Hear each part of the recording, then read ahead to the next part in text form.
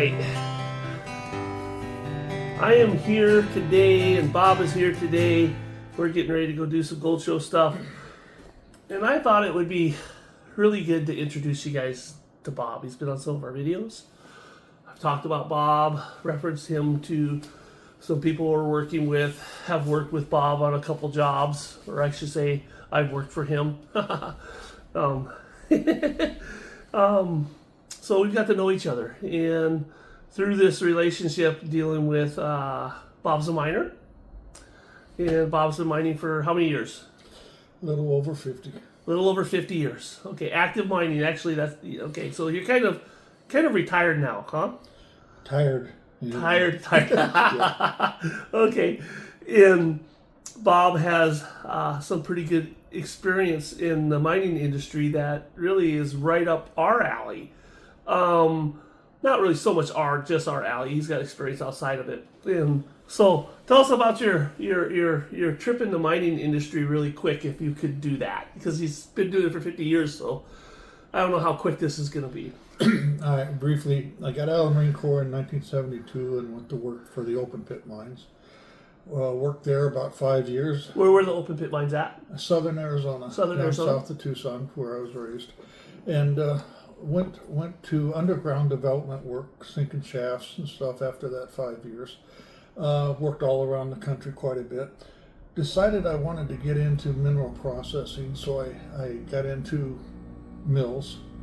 And I ran a couple mills as control room operators for a couple of the bigger operations, and did some operations up in Alaska, where I was operations foreman for Goldfields up there. And I've had really good people around me, and so from that I just decided I liked placer because I didn't have to use all the chemicals of the mills, of the flotation and the reagents and stuff, and so I went into placer and have kind of still stayed in it. I worked for the government for a brief time and graduated from the mining academy back in Beckley, West Virginia.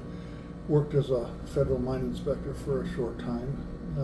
Taught school for United Nuclear for their training programs and stuff, and ended up back out in the desert in Arizona doing small scale placer work again. Okay, but super. So you worked in mine safety for a while, though. Yes, I did. Yep. So you were like the guy that went in and looked in hard rock. Was it mainly hard rock, or was it other type of mining? We did. As a MSHA inspector, you do both sand and gravel, load or underground and surface. And I would do the safety training programs. I'm certified for both surface and underground to instruct. So how many years you spent in Alaska? I've done 3 different projects in Alaska. One for Goldfields outside of McGrath, and that's we poured a lot of gold out. I was operations foreman there, and then up north on the south slope of the Brooks Range, I worked for Silverado up there, and ran the gold room and oversaw parts of the placer plant, and saw a lot of door stops up there as well.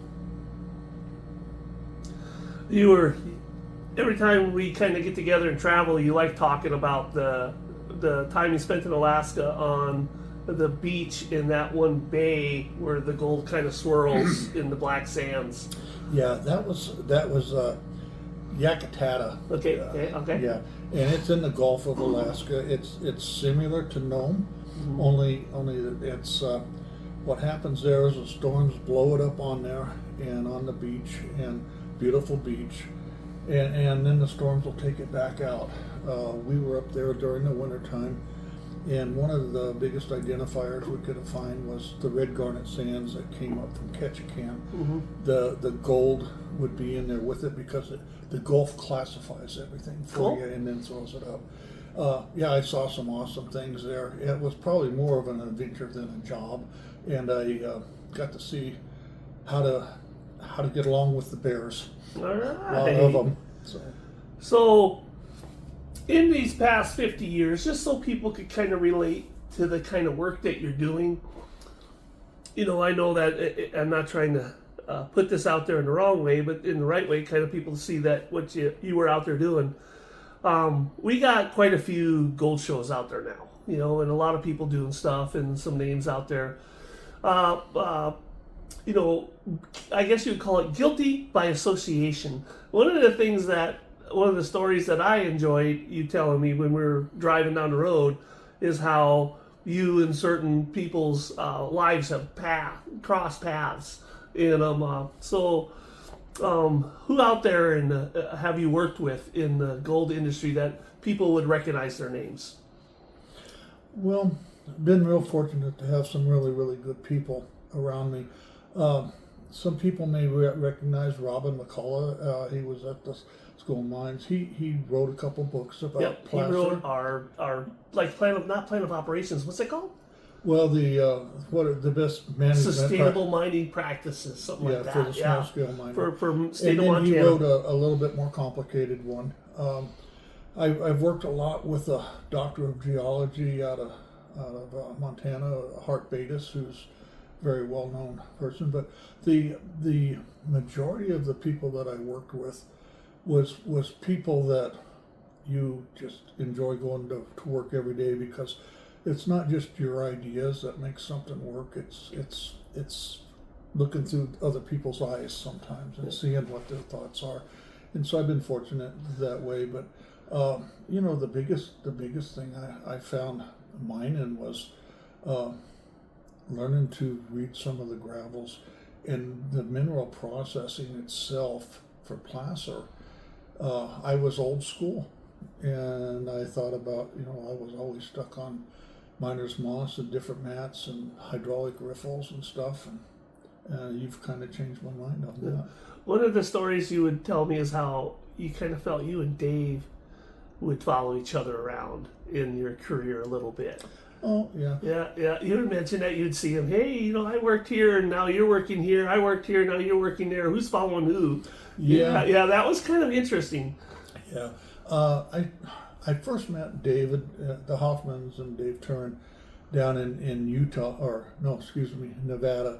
And we were doing a project. He was doing a project down there. And we talked a little bit there. I went to a dinner that Volvo put on, and we did some tabletop mining at that place. Later on, I got a call from David. I had mined Grasshopper Creek in Montana, and he was up there, and he wanted to know how I did there. And that particular project, I got a thin wallet out of, and so we talked a little bit there. And the next time I saw Dave, he come to the house up in Helena and was looking for a test plant to do some testing on for the Bird's Eye project for their show. I geared up and did 3 days of testing with them out there and helped them kind of find some stuff. And then one day I pulled into the fuel station there, and he was there, and I asked him what he'd been doing. He said he'd been up in Alaska. And where Juan and him had been is right outside of the Nevada Goldfields mill that I ran, that I was operations foreman at. They were looking at a placer area there, and they were going to set up an operation there, but COVID come along about that time, and they wouldn't allow the people to come in. And then, let's see. Then around the Helena area, I had a few clients that I was helping or consulting to on the placer, and I got a call from Raw Industries on the shows and wanting to know if I knew anybody that could fit into the shows. And so I set them up with Lee and Patty Scott up there, and Juan and Freddie Dodge come in and did a show there. And You worked with Juan? Yeah, well, it was long time ago. Well, Juan was a mechanic, the master mechanic at the Nevada Goldfields mill that I was operations foreman at. Only as I was leaving, he was coming in. Oh, okay. Well, you said hi, bye. Well, yeah. Juan is very humble person, very, very talented person. So I kind of just brought that in to kind of give relevance to a lot of people who follow and do what we do and like our market and like our guys they watch on TV. That that Bob basically, I kind of feel I see it exciting that sometimes I'm talking to Bob that, well, these guys, that's just really cool. And a lot of us don't get the opportunity to actually not just know people, say I met them, but work with them. That's pretty cool. So how did we meet? So basically, what caused you to get a hold of this crazy Dream Mat guy? Well, I had been seeing some stuff. When you first started, it was very hard to track you down because the name of the place was very deceiving. As far as it sounded like you were from a foreign company. And I called it Kairos Vortex Sluice. Yes, and I thought I was being smart with the name, and it was a bad call. Well, okay, sorry. So I tracked down some, and it ended up that I bought the first industrial mats to come into the United States, I believe. I think from Dustin. Dustin in Australia wanted me to make some industrial mats for him for a specific size of material that was 1/4-inch screen, beach kind of sand. They were using seagrass before, which is like artificial turf. And it was really geared to a smaller product. But he called them industrial because they were so big. And that's probably what wanted you to pick them up and try them, is because they said industrial probably. Right. And so I bought some mats, had them shipped up from Australia, and we put them in a little operation which was like a very large cube.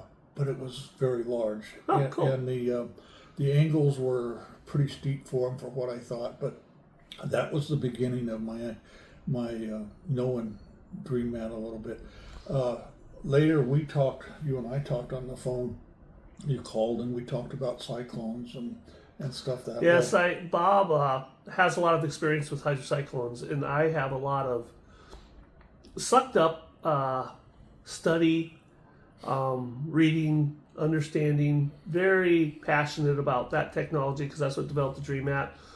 Not a lot of hands-on experience, so I actually quizzed Bob for the first couple times he talked to me. Is this how this is? You're in the field doing it. Is this what it's doing? Is this how it works? And I'm all asking these questions because I want to make sure that my understanding meets practical application. And I was grilling him for these couple phone calls. It was pretty funny. I was very excited about talking to somebody who had hands-on experience with them. So I remember that. Yeah. So then from there, I had a client up on Gold Creek in Montana, and I was doing some bulk samples ahead of their larger plant. And you wanted to come, and you had a product called the Dredge Mat. The Dredge Mat, yep. And so I was a little scared at first because I'm with the client. This has to work. Yeah, that's what it's about every day, making money, not, talking at the bar. Yep. And so we were doing bulk samples, and I ran some with miner's moss, and then we ran some with the Dredge Mat. I was very impressed. We saw not only a reduction in volume of our concentrates to clean up, but an increase in values on that particular material that we were running. The operator was so impressed with what we were doing with the testing that he completely dressed out his big, large. Well, not completely, only halfway. Oh, okay, but a lot of. Yeah, I know there was a lot of mats went in. There were a lot of mats. Yep. And all off of the belief, and to this day, I still work with that gentleman from time to time, and he still uses the Dredge Mat. Awesome. That's awesome. Yeah, Curtis is a great guy.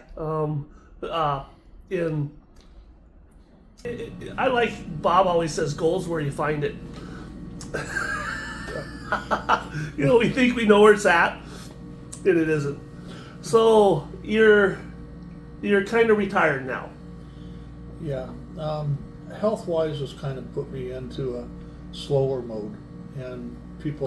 But you've been mining for 50 years, so you're gotta be 70 plus. I'm teasing. I'm not gonna give away your age, but so it's probably time for retirement. Not retirement put away to pasture, but relaxing, having fun. Well, I'm at the point where I've got enough friends that they kind of throw bones at me and make me still think that I'm in the mining industry. Darn right. You know, get to talk to a lot of people at the shows and stuff, which I enjoy. Later on, as go back to the subject we were talking about, but later on, I was at another operation and I was, I was cleaning concentrates and we had David come in and come into the shop and he said, "What are you doing?" And I told him, and he looked around, and I had probably $80,000 worth of cleanup equipment between the tables, the enhancer, and everything that I had in there. And he says, "I'm going to send you something," and he sent me a little cleanup unit, and it changed the way I do the cleanups totally. Now I understand when you got a mountain of material that you've got to process. You need these machines that cut the mountain down to a manageable and be able to run it. But when you're using, or we were at the time using the dream mats in the wash plants, we were cutting our concentrates down to such a manageable amount, we didn't need the mountain movers. And that's what I kind of felt when I saw the equipment. Not that the equipment didn't have validity, but it just seemed like it, you know, for 2 buckets of material, you're gonna fire that thing up, you know. Well, that stuff still looks nice under the tarps. So I don't use it much anymore. But what I found is that when I went to the dredge mat on the commercial plant, which was a reverse helix plant, which brought up a primary concentrate to start off with. It cuts it, yep. I was just running 50, 60 yards an hour, and my concentrate coming up, I was putting across the 14-inch dredge mat. The concentrate from that at the end of the day, we would pull it. I could take and just pull a little bit of classification off some of the larger stuff, and then put it across your little cleanup, 6-inch cleanup unit. And in a very short time, instead of spending half a day running concentrates, I could spend 20 minutes running concentrates, have my furnace on, dry my product, and fire it, put it into bars. That allowed me to go back out and turn the plant back on again and make money. One of the things that Bob says a lot, he probably won't say in this meeting unless I poke him towards it. He says, he says this a lot, I'm not a pride miner. Meaning, he just wants to just get the job done. And one of the things that's funny is I'd be calling him saying, "Hey, you got the mats on the job site, right? Yep. Take some pictures for me today." "Oh, I'll try and remember." And I'm like, no, take some pictures with the gold on the mats today. I can really use them. He goes, "Okay, I'll try." And then he calls me one day. He goes, "Hey, the sun was coming up this morning and it was shining on the mats and they were full of gold and they're all lit up. It was just beautiful." I go, "You get a picture?" He goes, "Nah, I forgot. I just called to tell you that." I'm like, "You're kidding me." Anyway, so Bob is, I'm giving him some credit right here. I'm not trying to make him feel all mushy here. He might scoot away from me a little bit, but he's a humble guy. And he's not interested in, it's nice to see somebody who he's looking at it, he's wondering if it works, and then he's telling you what he thinks about it, and then I'm trying to figure out, because I don't have his experience, why he is going towards this and what is this solving for him, and I don't know, he, like at the end of the day, like he says sometimes, you gravitate to what works better, and I think we see that a lot of times in the prospecting, but we're really, in a lot of ways, the reason we have made kind of an agreement with Bob in his retirement because of his health reasons. He's, tell us why you're kind of deciding to come hang out with us and sell the lemonade, work the lemonade stand. Yeah. Okay. Yeah. Well, the main fact was, what I found was, if you believe in a product, it makes it easy to talk to somebody else about that product. Most of my placer experience was not as a prospector, but as a small-scale miner that maybe from 25 to 200 yards an hour at different plants. What this did is it allowed, you have to wear so many hats to mine at that level, that what this did is it saved so much time for me cleaning concentrates. When I'm running across and you pull your mats in, it goes right back in, you can turn right back on and run again, and you're not sitting there for hours trying to clean it. And so when I seen it worked, I said, I said, I'm going to tell people about this. And for years, I lived in a spot that had mining equipment sitting out front, and people would say, hey, that's where Bob lives. I wonder if that piece is for sale. And they would come knock on the door, and because I had so many different little types of plants, because when you evaluate properties with the doctor of geology, you use a lot of different tools. Right now, Dream Mat makes a lot of different tools, and so I started getting close to you as far as liking the products, understanding what you were doing. But everything that my belief is it works. And when I talk to a miner, I know I'm going to make his job a little easier. Making one of the things in any job I've noticed is that, a lot of people say, well, you wish you had that. Okay, now I have it. What do I do with it? Learning how to make the workflow profitable is a whole nother part of the job that in mining and a lot of other jobs that is hard to do. Even though you got the whiz-bang thing, or maybe you got the whiz-bang experience, you need to be able to manage your time in your workflow. And one of the things that we're seeing that Bob is describing here is we're cutting steps out of the workflow, and we are cutting time that the old steps used to take out of the workflow, which are allowing for profitability to come not just from the increased gold recovery, but from time savings. And so anytime a job is made easier, it's kind of like, remember when cordless drills weren't very good? Now we got great cordless drills. So, it's like, and that's kind of, the thing, you got your favorite drill because it saves you time, your favorite tool. And that's and I listen to Bob a lot because I'm always thinking, as a person that has very little most of my mining experience now is because I've been following him around. So there you got it. So what can I say? A few other places, but you can't replace the experience. I got all this head tight full of crazy ideas, but you got to balance it out with practical application. And so you really need people out in the field to test it, tell you what they think, tell you what they like, what they don't like. And I enjoy working with Bob because his time, like when he was testing the industrial mat and some other mats, he was saying, I don't like that mat. And it's like, okay, there's a reason why. I should probably ask him, in applications and fitting that. So anyways, we're excited in the Dream Mat house because Bob's going to hang out with us and do some shows. He calls it t-shirt money. So that's what Bob calls it. Go to the shows, hang out, get to travel, make some t-shirt money. And just the fact that he's willing to be there to talk to people and share his experiences at the level of experience with maybe other miners that come into the table, and a lot of times a miner gets hold of me and asks me these tough questions. I bring Bob in and I say, hey, let's bring Bob in on this conversation. Let's let him weigh in and see what he's thinking. And this guy is like, I always say, sometimes you feel fortunate to meet some people, and I feel fortunate to meet Bob. And everybody has that opportunity. It seems like we get in the industry, we make good connections. And Bob being in Helena, so he's only 4 hours away from me. He's in Montana. It works pretty good. It's pretty exciting to know Bob. I've been pretty fortunate, and it's almost been about a little more than 3 years. Yeah, a little more than 3 years.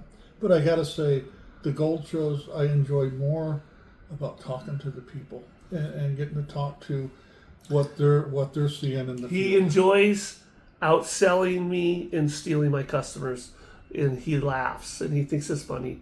And it's like, so Bob's got this thing at the gold show. He calls himself the finisher. He goes, you can start the conversation, Dave. I'll finish it. No. I'm just teasing him. No, sometimes David just talks so much he doesn't ask for their business. We're going to cut that out. Edit. Yeah. You're awesome. Yes, I have the gift of gab. Trust me. anyway, so we hope that you enjoyed just kind of hanging out with us for a little bit and seeing what Bob's about, why we were bringing him on, and why you see him in some of our videos. As we have formed a good working partnership. I'm getting the good end of the deal. Bob, well, he's got to buy T-shirts with his money, so you kind of know how it's rolling here. So, anyways, all right, guys. Well, hopefully you enjoyed this time. I appreciate Bob more than you guys can imagine. It's great to have somebody that has depth of industry knowledge on our team. It is such a win for us. So if you guys got the hard mining question, let's not try and overload them after I release this video, but we got somebody that could probably help you, at least point you in the right direction and answer some questions according to true, hopefully, experience, which is awesome. Yeah. Come out and see us at the gold shows. Come on out and talk to us. We enjoy it. Yeah, that would be cool. Yeah, and then you could tease me by giving Bob your money, and then make the world go around. More T-shirt money for Bob. Or you could bring T-shirts. All right, guys. Thanks a lot. All right. Thank you. Cool beans.